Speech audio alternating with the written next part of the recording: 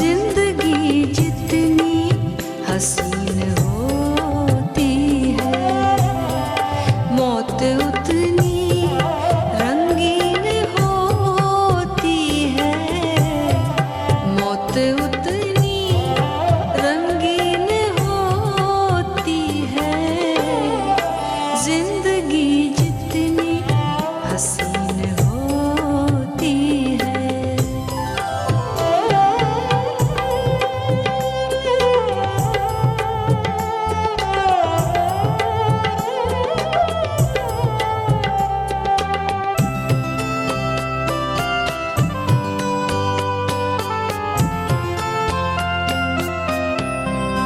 जितनी मुश्किल से जूझती है हयात,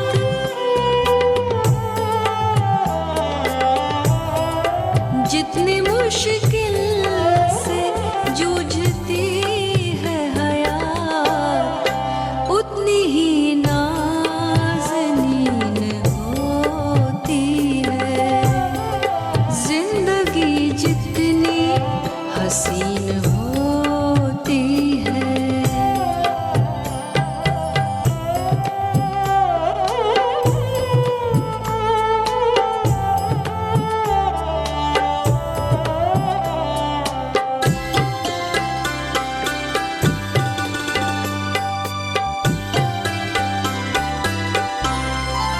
जितना चलता है होश में चरखा,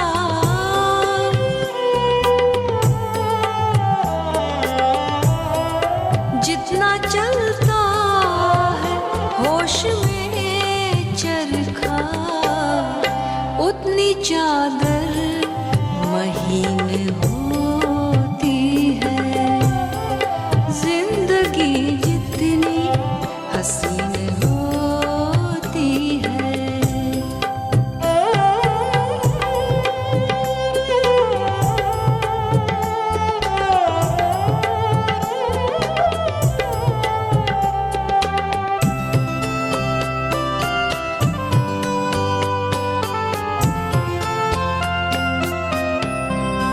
फसल काटेगा कोई उतना ही,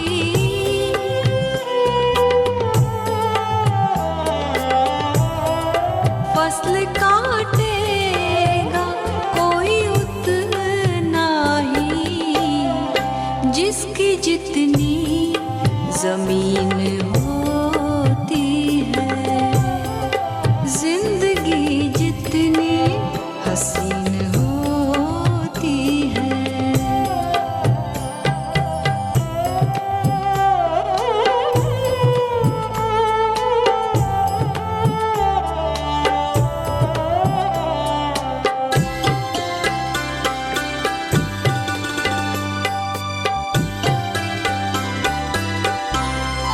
मुर्शिद से जितनी जुड़ती है जिंदगी,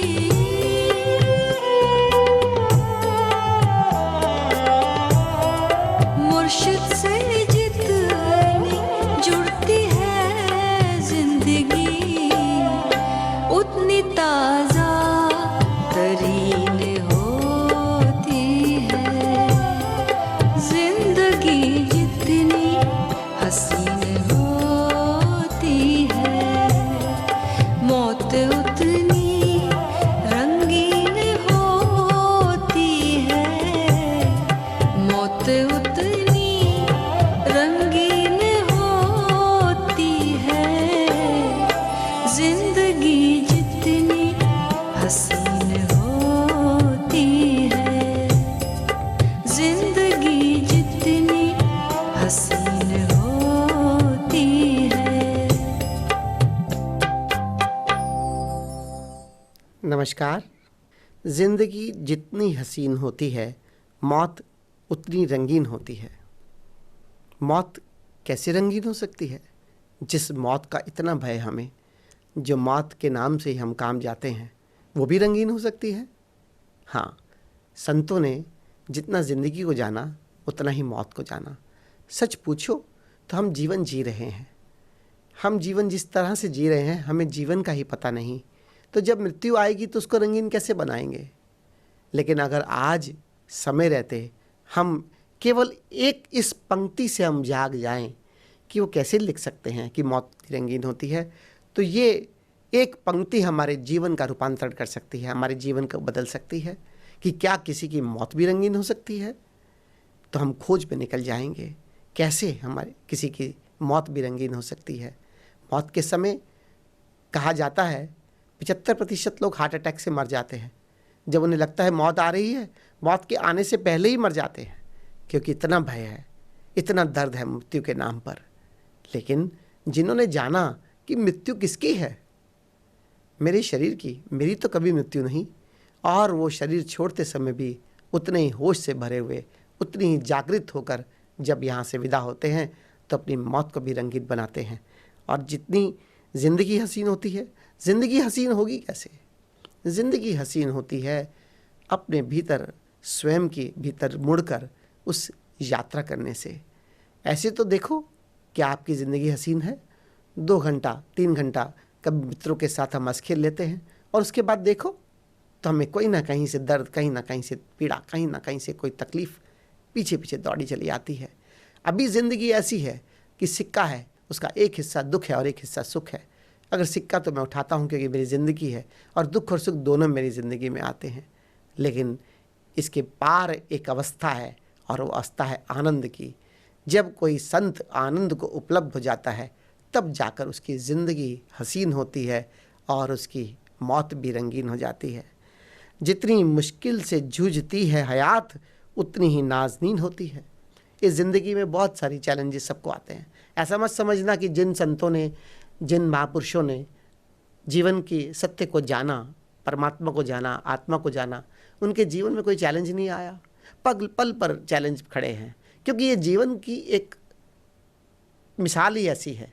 जीवन का सत्य यही है कि आप इतने लोगों के बीच में जिएंगे। अब सब लोग तो आपके अनुकूल कोई बात नहीं करेंगे, सब लोग तो जैसे आप चाहते हैं वैसे नहीं करेंगे। और संसार में कोई भी व्यक्ति जो यहाँ से छोड़कर भागते हैं, जंगल में चले जाते हैं साधना करने, या कहीं संसार से दूर चले जाते हैं, सच पूछे तो वो जीवन से ही भाग गए। लेकिन कबीर, गुरु नानक देव जी, ओशो में जो शिक्षा है उस जीवन में रहकर परमात्मा को, आत्मा को जानने की है, पाने की है। यहाँ से कहीं भागना नहीं, जो कर रहे हैं उसे ही करते चले जाना है। और लेकिन कुछ सीख कर उसे बेहतर तरीके से सीखना है, उसे बेहतर तरीके से करना है। और जब तक हम उस करने का तरीका नहीं सीखते तो हमारा जीवन वैसे ही दुख और कठिनाइयों से, परेशानियों से बीतता चला जाता है। जितनी मुश्किल से जूझती है हयात उतनी ही नाज़नीन होती है। मतलब जब ये चैलेंजेस आते हैं, ये जितनी भी प्रतिकूलताएं हैं, ये जीवन में जितना भी हमारे दुख और पीड़ा हमें देने के लिए ये घटनाएं घटती हैं, अगर हम इसको देखते हुए, इसे जानते हुए हम जब जीवन जीते हैं उतनी ही नाज़नीन हो जाती है, उतनी ही जीवन हमारा सुंदर हो जाता है, उतना ही जीवन हमारा सूक्ष्म रूप से जब चलता है तब नाज से भरता चला जाता है। जितना चलता है होश में चरखा उतनी चादर महीन होती है। एक चादर बुनते हुए भी हमें ध्यान रखना पड़ता है। कहते हैं ना, हर काम ध्यान से करो। ये ध्यान कौन सा है? ये ध्यान है होश। हर काम होश से करो। आज अपने जीवन पर तुम देखो कि जहाँ होते हो वहाँ नहीं होते। हमेशा हमारा मन भागता चला जाता है। अपने ऑफिस में, दुकान में काम करने जाते हैं और घर में हमारा ध्यान रहता है, मित्रों को मिलना है, वहाँ हमारा ध्यान खींचा चला जाता है। हम होते कहीं हैं, सोचते कहीं और की हैं। बस अक्सर हमारे विचार हमें ऐसे ही दौड़ाते चले जाते हैं। लेकिन एक बार अगर हम जाग जाए, एक बार हम होश से भर जाएं, तो क्या हम ऐसी अनर्गल जो मेरे भीतर विचार चलते हैं मैं उनसे प्रभावित होऊंगा? एक चादर बुनते हुए भी अगर बहुत ध्यान और बहुत होश से चादर बुनी जाए, वो चादर भी बहुत सुंदर बुनी जाती है, बड़ी महीन होती है। लेकिन क्या हम उतना जीवन स्वयं का वैसे जीते हैं? गीत उतना ही मन को भाता है जितना गमगीन बीन होती है। ये कौन सी बीन की बात करते हैं? जब होश से भर जाओगे, एक बार जब जीवन के प्रति होश से भर जाओगे, जब अपने भीतर अपने विचारों के प्रति होश से भर जाओगे, अपने भीतर जब देखोगे कि विचार अदरगल ऐसे ही चलते रहते हैं, उनको देखते देखते हमारी निर्विचारता की अवस्था आ जाती है। उसको देखते देखते हमारी निर्विचारता घट जाती है। और एक बार जब हम निर्विचार हो जाते हैं, एक बार जब हम शांत हो जाते हैं, एक बार जब हम शून्य में स्थिर हो जाते हैं, तब वो बीन सुनाई देती है, वो परमात्मा की बीन, वो ओंकार, वो अनाहत नाद जो गूंज रहा है। और जितना हम उस बीन को प्रेम से सुनते चले जाते हैं, उनसे हमारा प्रेम हो जाता है, उससे मेरा तादात्म्य बन जाता है। उसको सुनते सुनते जब मैं इस सत्य को उपलब्ध हो जाता हूँ, ये ओंकार, ये नाद, ये परमात्मा का नाद है, ये परमात्मा का होना है, ये उसका स्वरूप है, उसका गुण है, तब जाकर मेरा जिस परमात्मा को मैं खोज रहा हूँ, उस परमात्मा से मेरा तादात्म्य जुड़ता है, उस परमात्मा से मेरा रिश्ता बनता है, उस परमात्मा से मेरा प्रेम हो जाता है। क्योंकि वो बीन तो मेरे भीतर गूंज रही है, मेरे चारों तरफ गूंज रही है। वो इतना पास से पास है, मैं संसार में उसे खोजने के लिए मंदिर, मस्जिद, गिरजाघर कहाँ कहाँ नहीं गया, लेकिन वो इतना पास है, मेरे ही भीतर गूंज रहा है। जब मुझे इसका पता चल जाता है,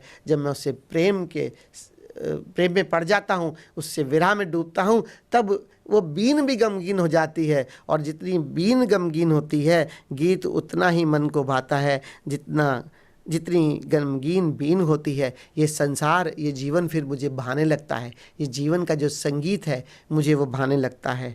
फसल काटेगा कोई उतना ही जिसकी जितनी ज़मीन होती है। फसल कोई कैसे काटेगा? कौन सी फसल काटेगा? ये फसल है मेरे ध्यान की, ये फसल है मेरे होश की, ये फसल है मेरे सुमिरन की, ये फसल है मेरे समाधि की, मेरे ध्यान की, मेरी साक्षी होने की। ये जो मैं संसार में साधना कर रहा हूँ, जीते जी साधना करता हूँ, अपने तक पहुँचने की साधना, उस परमात्मा को खोजने की साधना, और उससे मेरा जो जीवन रूपांतरित होता है, जब मैं उस साधना से अपने जीवन को जीता चला जाता हूँ, तो वही मेरी असली फसल है।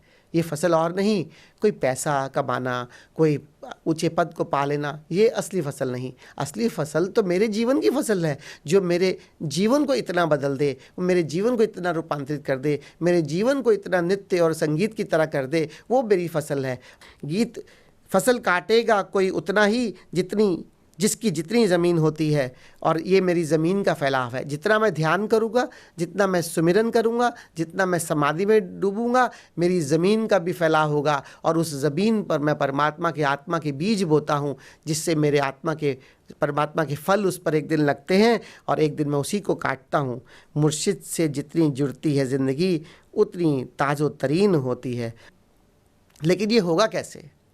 कि मेरी तो कभी मृत्यु हो ही नहीं सकती। मृत्यु होगी भी तो इस शरीर की। जब ये सत्य को उपलब्ध हो गए सदगुरु के चरणों में जाकर, तब जाकर जीवन में रूपांतरण घटित हुआ, तब जाकर जीवन होश से भरना शुरू हुआ। और जब होशपूर्ण जीवन को उपलब्ध हुए, जब होशपूर्ण जीवन जीते जीते अपने शरीर और अपने मन से तादात्म्य तोड़कर अपनी आत्मा को जानते हुए, खुद को चिन्मय आत्मा को हर समय एहसास करते हुए जब जीवन जीते हैं, तब जाकर जीवन बदलता है। तब जाकर सच पूछो तो हमारी ज़िंदगी हसीन होती है। हमें भी सीखना होगा, हमें भी काबिल मुर्शिद को खोजना होगा, जिस काबिल मुर्शिद को खोजकर हम भी अपनी ज़िंदगी को भी हसीन करें और अपनी मौत को भी रंगीन करें। उस काबिल मुर्शिद को खोजकर हम होशपूर्ण जीवन को उपलब्ध हो जाएं, जिससे हमारे जीवन में ऐसा रूपांतरण हो कि जहाँ हम संसार में जी रहे हैं वह हम और प्रेम और करुणा फैला सकें। हम जहाँ हों, हमारा होना ही प्रेम में हो जाए। हम भिखारियों की तरह सबसे प्रेम ना मांगते रहें, बल्कि अपने भीतर अपने प्रेम के स्रोत को उपलब्ध हो जाएं। वो परमात्मा जो प्रेम स्वरूप भी है, जिसको संतों ने जाना है, जब मैं अपने भीतर उस प्रेम को उपलब्ध हो जाऊंगा, अपने भीतर अपने जीवन को धन्य करूंगा, अपने भीतर की संपदा को पाऊंगा, तब जाकर मेरा जीवन धन्य होगा। हमें भी काबिल मुर्शिद को खोजकर अपने भीतर अपनी संपदा को पाना होगा और प्रेमल होना होगा। जीवन जीने का सलीका सीखना होगा। जिस तरह से अभी आप जीवन जीते हैं, उसी को अपना सलीका मत मानना। जब तक एक पल भी हमारे जीवन में कहीं दुख है, जब तक एक पल में भी हमारे जीवन में कोई परेशानी है, कोई तनाव है, समझना हमने अभी जीवन जीने का तरीका नहीं सीखा। लेकिन अगर हम इनसे मुक्त हो सके, वही जीवन जीने का तरीका है। किसी कामिल मुर्शिद, किसी सद्गुरु, किसी गुरु के पास जाकर, हमारे उनके चरणों में बैठकर, उनके सानिध्य में हम इनसे मुक्त होना सीखते हैं और अपने जीवन को हसीन बनाना सीखते हैं, अपनी मौत को रंगीन बनाना सीखते हैं। कबीर साहब कहते हैं, जिस मरनी से जग डरे मेरो मन आनंद, कब मिटियो कब भेटियो पूरन परमानंद। अब जब ये बात उनके भीतर आ गई तो कैसा भय होगा मृत्यु का। उनके मौत भी रंगीन है, तभी तो ये अभिव्यक्ति निकली है। सभी संतों ने अभिव्यक्तियाँ दी है। हमें जीते जी अपनी मृत्यु को जानना होगा, हमें जीते जी अपने जीवन को भी जानना होगा, और फिर सत्य को उपलब्ध होकर अपने जीवन को रूपांतरित करना होगा। धन्यवाद।